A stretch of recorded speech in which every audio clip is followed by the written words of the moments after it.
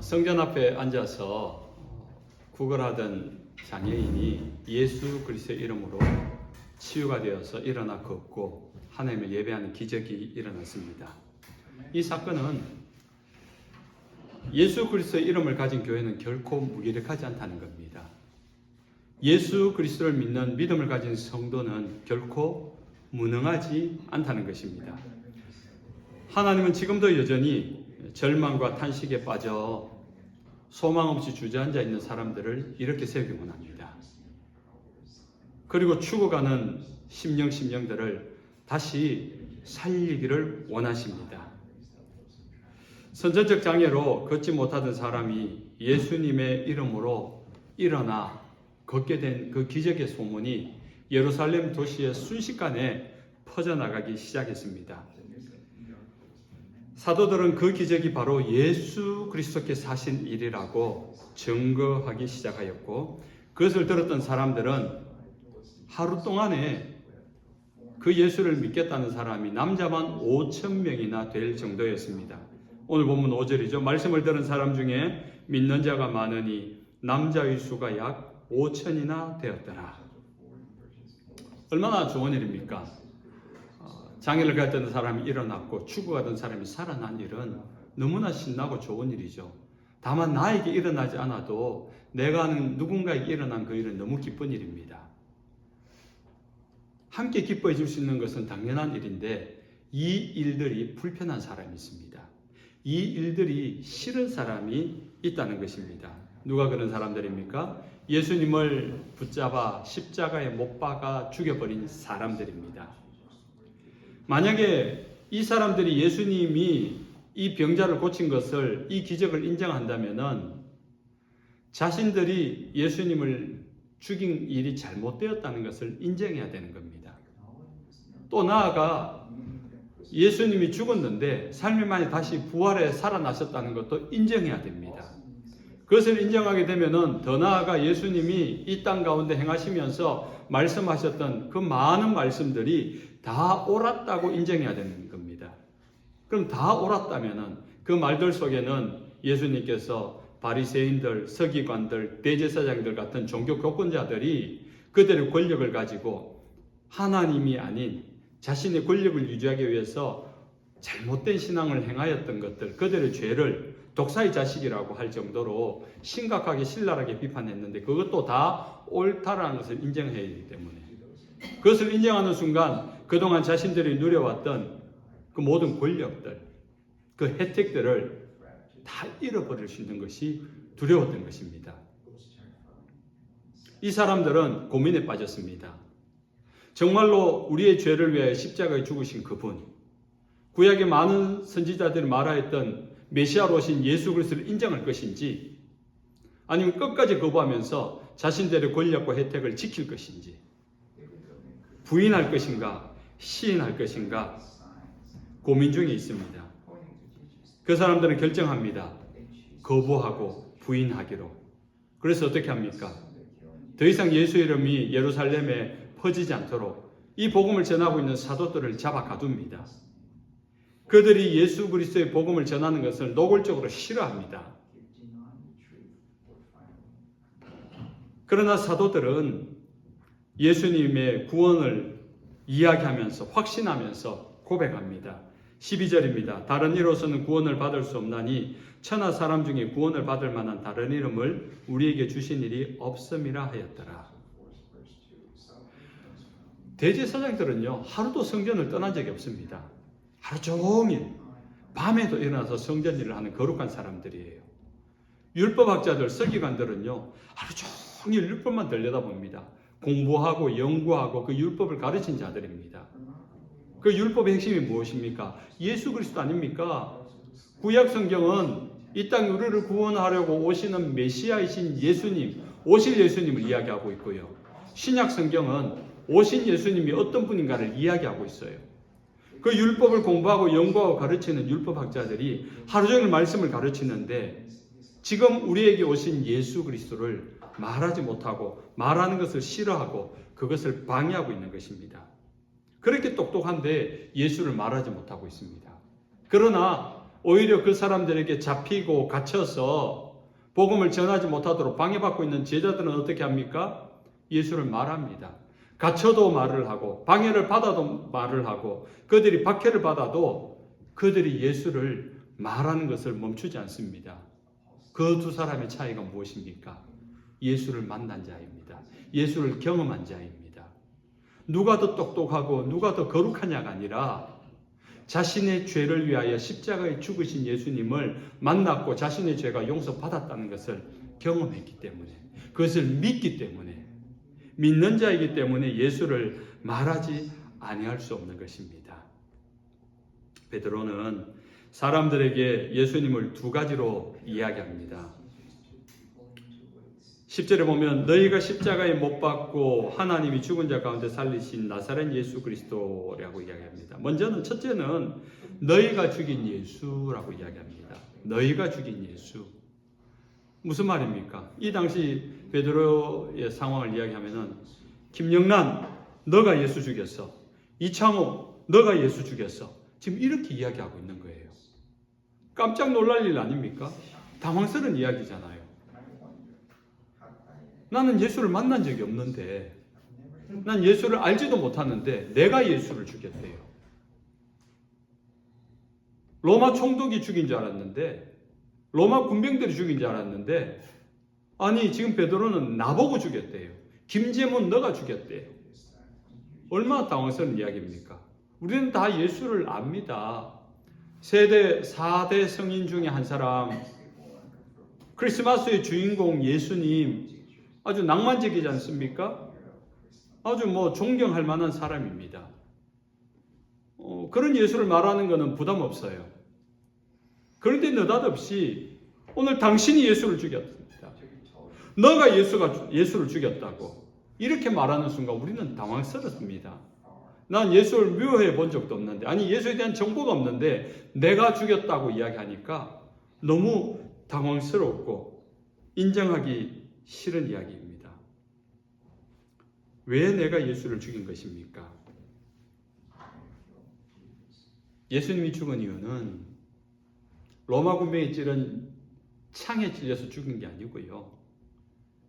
죄 때문에, 우리가 지은 죄 때문에 그 죄를 없애려고 예수님이 죽으셔야만 했던 거예요. 로마서 6장 23절에 죄의 삭은 사망이요, 죄의 결과는 죽음이라 그러거든요. 가만 우리를 놔두면은, 우리를 죄를 지은 채로 가만 놔두면은 우리는 결국 죽을 수밖에 없어요. 죄 안에서 죽어서 죄의 저주 아래 머물 수밖에 없다는 겁니다. 보다 못한 예수님이 오셔서 우리의 죄를 다 안고 죽으신 거예요. 김영란의 죄, 이창우의 죄, 박향숙의 죄 다 가져가서 예수님이 죽으셨기 때문에 예수님이 그 죄를 안고 죽는 순간 여러분의 죄가 사라진 겁니다. 그래서 죄로 죽어야 되는 우리가 살 수 있게 된 겁니다. 그것을 위해서 예수님이 오셨고 그것을 위해서 예수님이 죽으셨던 겁니다. 많은 사람들이 예수님은 나와 상관없다라고 이야기합니다. 그런데 베드로의 설교는 우리와 상관이 있는 예수를 말하고 있습니다. 하나님의 아들 예수는 죄로 말미암아 심판받아 죽을 사람들을 위해 구원하러 오신 겁니다. 예수님이 이 땅에 오셔서 한 일은 한 가지예요. 죽는 일. 왜 죽느냐? 죄를 가지고, 죄 때문에 죽는 일. 본인의 죄는 아니에요. 예수님은 하나님에서 죄가 없으신데. 그런데 우리가 지은 죄, 내가 어제 누군가를 나쁘게 생각하고, 누군가를 미워하고, 누군가 함부로 말했던 것들, 내가 성질 부리고, 내가 화를 내고, 누군가를 미워하고 정오했던 그 모든 것이 죄라는 겁니다. 그 죄 하나 때문에 내가 죽는 겁니다. 그 죄 하나 때문에 죄의 저주 아래 갇혀서 죄가 주는 그 모든 부정적인 일들이 내 안에 일어나는 거예요. 지난주 설교할 때 그랬잖아요. 죄를 안 주고 싶은데 죄를 지을 수밖에 없습니다. 여러분, 죄를 못 이깁니다. 왜냐하면 우리가 죄인이기 때문에. 이미 죄의 DNA, 죄의 유전자를 가지고 태어났기 때문에 죄의 열매를 맺는 거예요. 화가 나는 것도, 미워하는 것도, 좀 친절하게 말하고 싶은데 버럭 화를 내는 말이 나오는 것도, 말해놓고 후회가 되는 것도 우리 안에 죄가 있기 때문인 거예요. 그 죄의 저주 아래에 갇혀 있다는 겁니다. 그런데 예수님을 믿는 순간 예수님이 그 죄를 다 안고 가셨기 때문에, 그 죄를 가지고 죽으셨기 때문에 예수님의 죽음과 함께 우리의 죄가 죽은 거예요. 그래서 우리는 죄에게서 해방되고 의롭게 살아날 수 있게 된 것입니다. 그것을 알게 되고 그것을 깨닫게 되고 그것을 믿게 될 때 그 사람은 예수 그리스도로 말미암아 구원을 받게 되는 것입니다. 죄에 대한 고민이 있는 사람, 죄를 인정하는 사람, 나는 죄인입니다, 내게 죄가 있습니다 라는 사람은요, 예수님과 관계가 있는 사람입니다. 그러나 나는 죄가 없어요, 나는 법 없이도 살 사람, 난 법을 잘 지켰고요, 나는 인격적으로 아주 괜찮은 사람입니다, 착한 사람이에요, 누가 봐도 착한 사람이에요 라고 하는 그 사람은 예수와 관계없는 사람입니다. 예수가 필요 없는 사람입니다. 구원은 내가 예수를 죽였다, 나 때문에 예수님이 죽었다라는 그 고백에서부터 나의 구원은 시작되는 것입니다. 베드로가 전한 두 번째 메시지는 사람들이 예수님을 죽였지만 하나님이 다시 살리셨다는 겁니다. 10절에 하나님이 죽은 사람 가운데 살리신 나사렛 예수 그리스도, 예수님은 나의 죄 때문에 죽었지만은 죄를 해결하신 예수님은 하나님이 다시 살리셨다는 겁니다. 그래서 예수님은 죽었지만 다시 살아나신 주, 나는 부활이요 생명이니 나를 믿는 자는 죽지 않고 살아서 나를 믿는 자는 죽어도 살겠고 부활이요 생명이라는 이유가 거기 있는 겁니다. 그러나 사람들은 구원자로 오신 예수님을 알아보지 못하고 거부하고 죽여버렸습니다. 죽였지만 예수님은 다시 부활하셨습니다. 그 예수님이 성전 앞에 앉아서 소망 없이 죽어가고 있는 이 구걸하는 사람을 살리셨습니다. 다시 일으키셨습니다. 살아갈 소망과 힘과 능력을 주셨습니다. 그래서 그 사람은 일어나 걸었고 뛰었고 기뻐 찬양하게 되었습니다. 죽음에서 다시 살아나신 분이 앉은 사람을 일으키는 것은 뭐가 그렇게 어려운 일이겠습니까? 어떻게 사람이 40년 동안 선천적 장애로 주저앉은 사람을 잡아 일으킬 수 있느냐? 기적이죠. 그러나 죽었던 사람이 3일 만에 부활하신 분이 앉아있는 사람 불러일으키는 게 뭐가 어려운 일이겠습니까? 바다를 만드신 하나님이 바다를 가르신들, 바다 위를 걷게 한들, 그게 뭐가 이상한 일이겠습니까? 그 하나님의 전능하신 하나님을 우리가 알게 되고 깨닫게 되고 믿게 되면 그것은 놀라운 일이 아닌 것입니다. 당연한 일이 되는 거죠.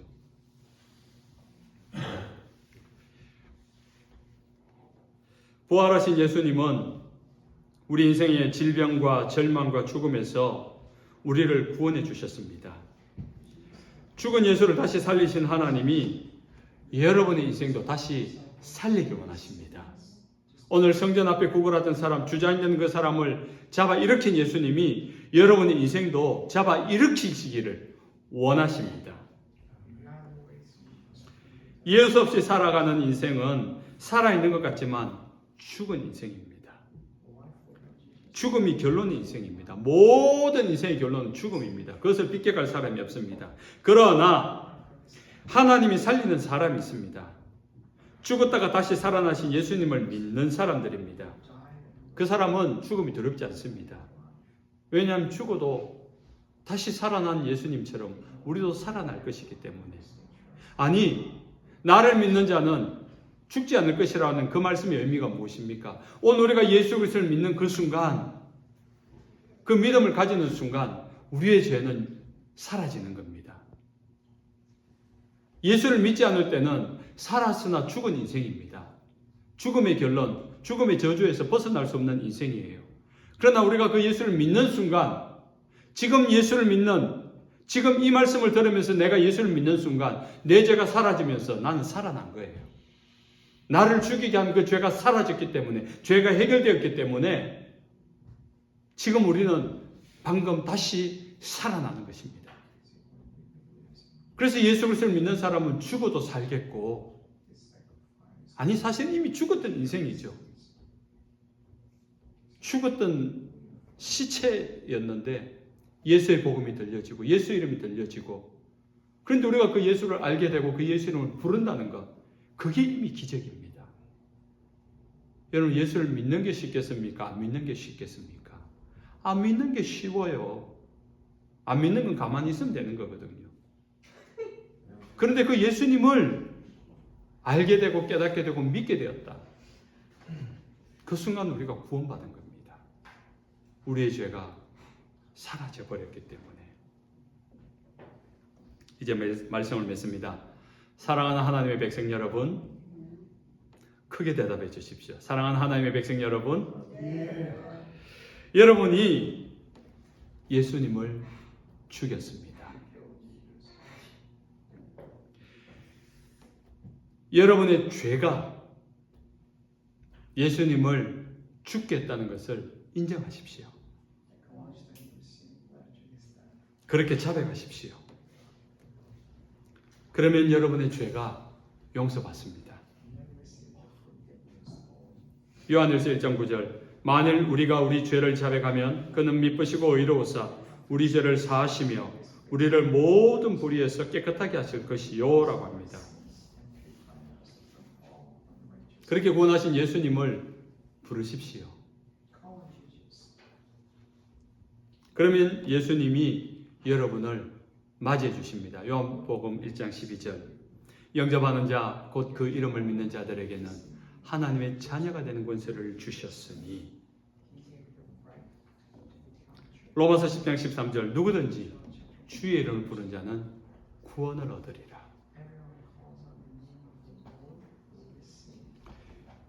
예수님이 여러분의 구주가 되셔서 여러분의 슬픔이 기쁨이 됩니다. 절망의 눈물이 감격의 눈물로 바뀝니다. 놀라운 일입니다. 내가 예수를 죽였는데 예수는 나를 살게 하였습니다. 여러분이 죽인 예수를 여러분의 구주로 고백하십시오. 그 예수와 함께 영원히 걷기도 뛰기도 기뻐하며 찬송하고 예배하는 저와 여러분 되시기를 주 예수님 이름으로 축원합니다.